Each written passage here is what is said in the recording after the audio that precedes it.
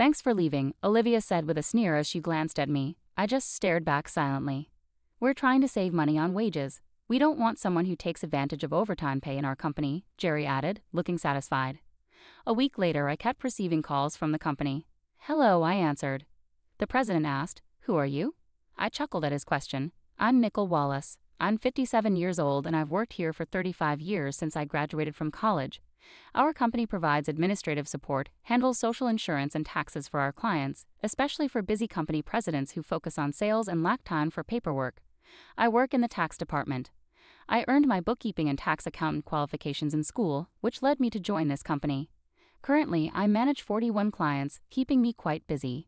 Even though a part-timer helps with accounting entries, it's still a lot to handle. But I can't show any weakness.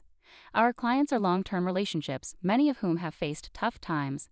Seeing them persevere motivates me to keep going, so here I am again today, in front of my computer.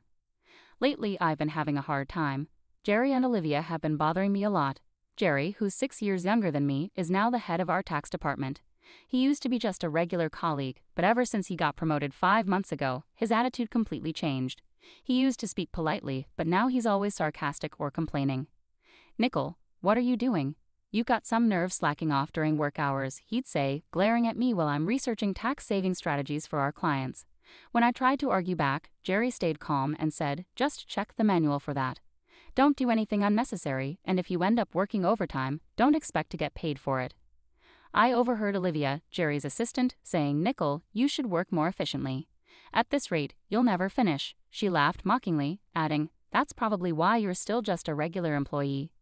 I was actually the first one offered the promotion to head the department, but I turned it down.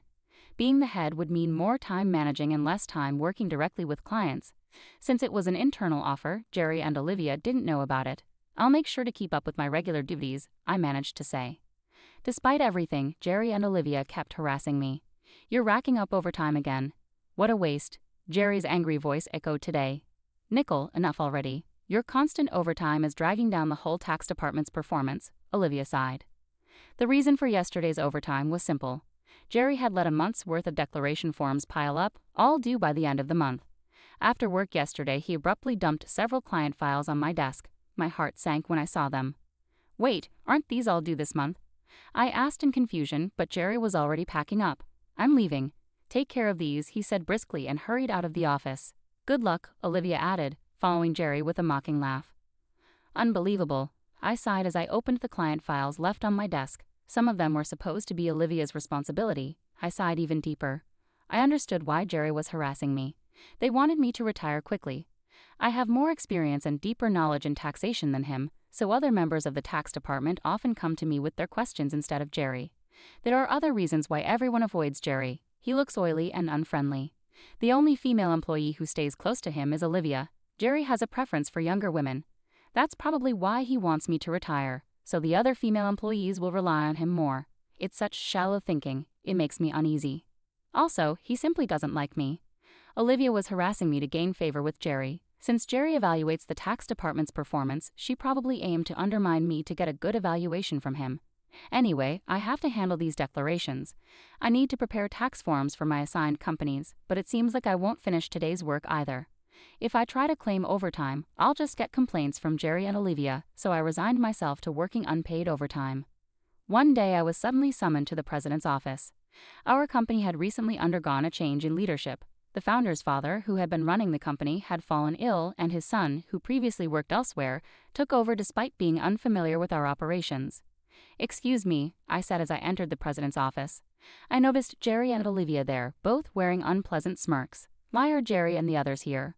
I muttered quietly, trying not to be heard. In this tense and strange atmosphere, the president spoke. Nicole, we need you to resign by the end of this month. Excuse me? What do you mean? I asked, feeling bewildered. I've been informed by Jerry and Olivia that you've been billing excessive overtime. While other members of the tax department have around 16 hours of overtime per month, you've logged over 83 hours. Doesn't that strike you as odd? Jerry and Olivia haven't logged any overtime this month. Quite impressive, don't you think? The president looked at me sternly. The reason my overtime was so high this month was because I was covering Jerry and Olivia's workload. I wanted to explain, but blaming Jerry could make it seem like I couldn't manage my time. So I stuck to the facts. I haven't overbilled for overtime. It's because I couldn't finish my work within regular hours, I clarified. The president sighed deeply. I'm skeptical, but without evidence, I won't pursue it further. However, we can't continue to employ someone who works at that pace, so I need you to resign. The president seemed resolute, asking me to leave the company where I'd dedicated my entire 35-year career. I felt worn out too. No matter how much extra work I took on, it never seemed to be acknowledged. Instead, I ended up shouldering Jerry and Olivia's responsibilities as well. Yes, I understand. I'll resign at the end of this month, I repeated to the president, realizing I had already agreed to it. I glanced at Jerry and Olivia. They were smiling smugly, clearly pleased with the outcome. After leaving the president's office with them, Olivia sneered at me, saying, "Thanks for quitting." I just stared back at her silently. Jerry echoed the sentiment, looking down on me as well. "We're cutting labor costs. We don't need someone who takes advantage of overtime pay at our company," he added, seemingly pleased. As I watched them chat cheerfully, I began preparing handover documents for all my clients. It was important to ensure a smooth transition, so I made sure to personally say goodbye to those I was handing over to. I also tried to schedule a meeting with the president to bid farewell in person. For those I couldn't meet, I sent letters informing them of my successor. A week after resigning, I finally had a moment to relax at home. I had been swamped with handover tasks right up to my last day, and even before that, my workload had been heavy. A bit of relaxation seemed well-deserved. Just as I was thinking this, my phone rang. When I saw the call was from the company, I hesitated. I had already taken care of the social insurance procedures, so I ignored the first few calls. But they persisted, even calling from Jerry and Olivia's personal phones. Perhaps they hoped I would answer if it seemed urgent from the company. Eventually, feeling reluctant, I picked up. "Hello. Nicole, it's chaotic here," the president said urgently. "Who exactly are you?" I chuckled bitterly. "Who am I now?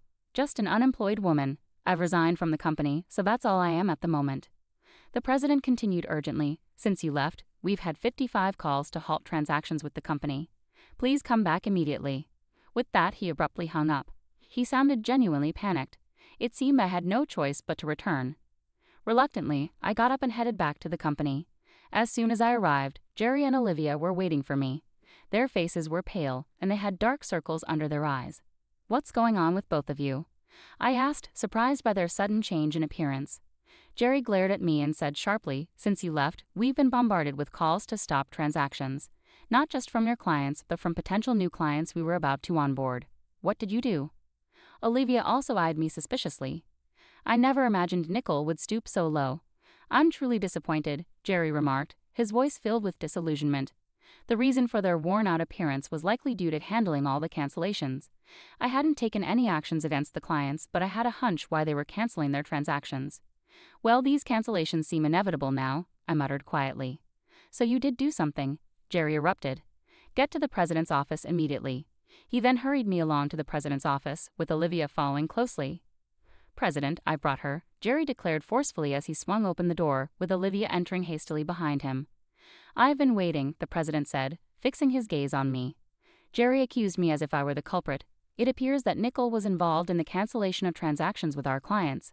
We should not only have her resign, but also consider legal action for damages," Olivia argued vehemently, choosing her words carefully in front of the president.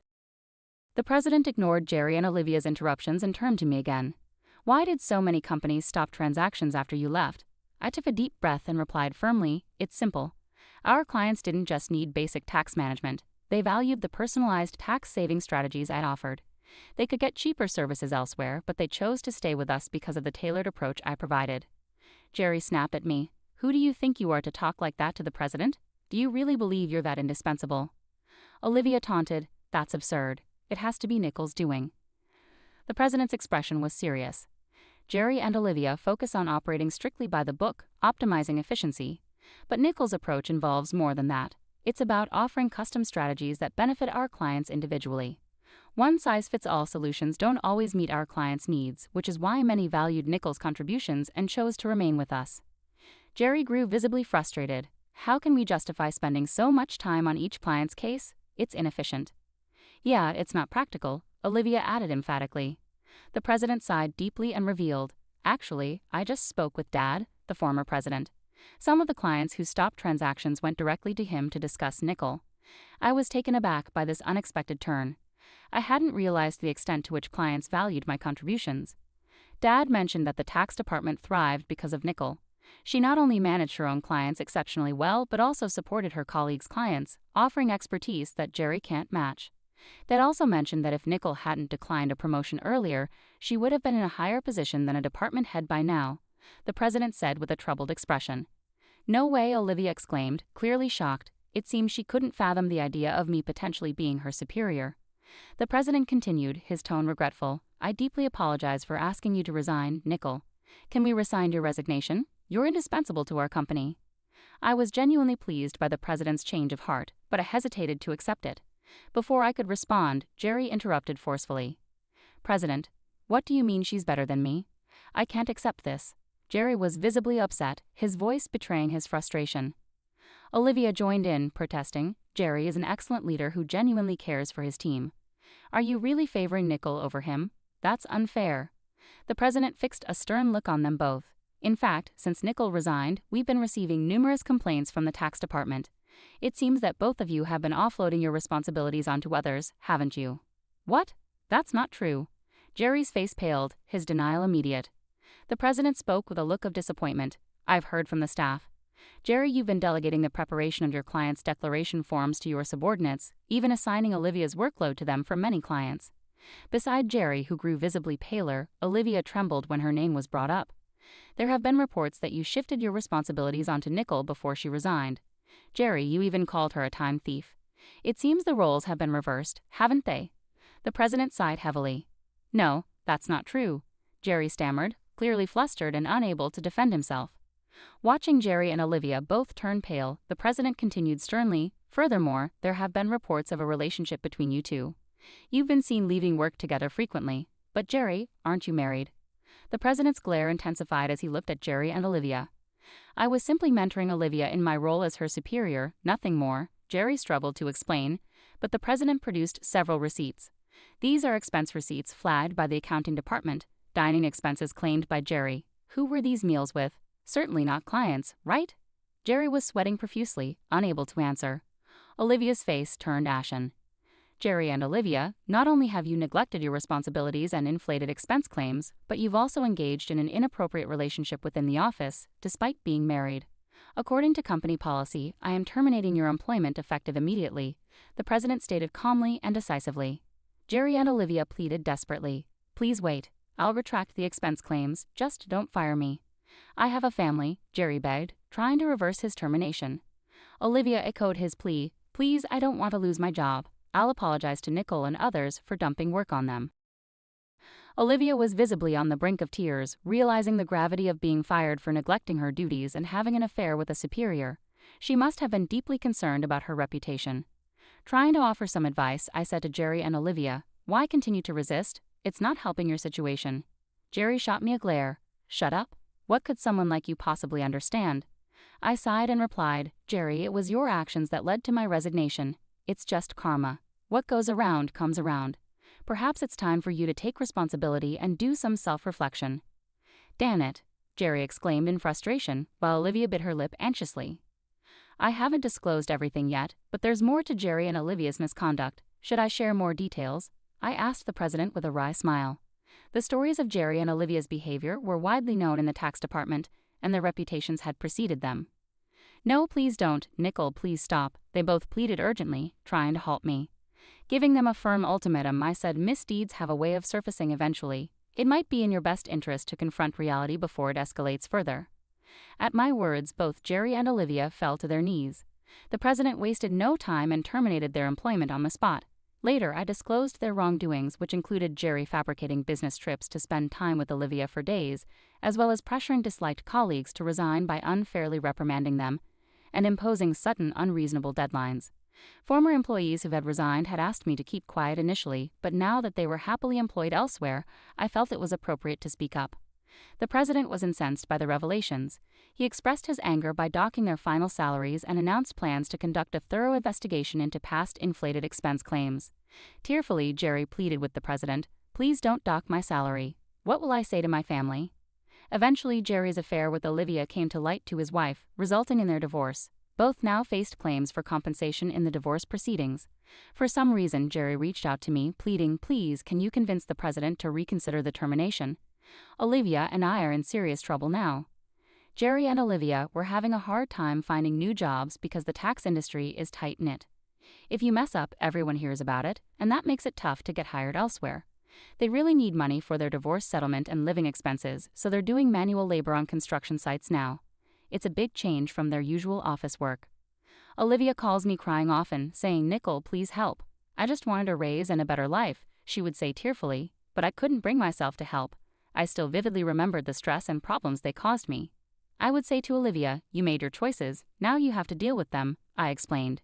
"You can't expect sympathy when you never showed any to others." "But it's so tough," Olivia would cry.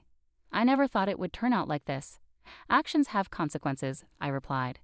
"You and Jerry brought this upon yourselves. You can't undo it now. You have to face the consequences of your actions." Olivia's despairing cries were the consequences of her own decisions. It was a tough lesson, but one she needed to learn. Meanwhile, I found solace in my new routine. Working at my friend's tax office was fulfilling.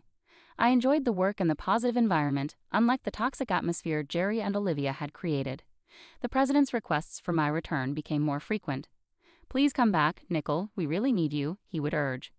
Each time I would politely decline, saying, "I'm sorry, but I've moved on." I appreciate the offer, though. Every day, starting my own office seemed like a clearer goal.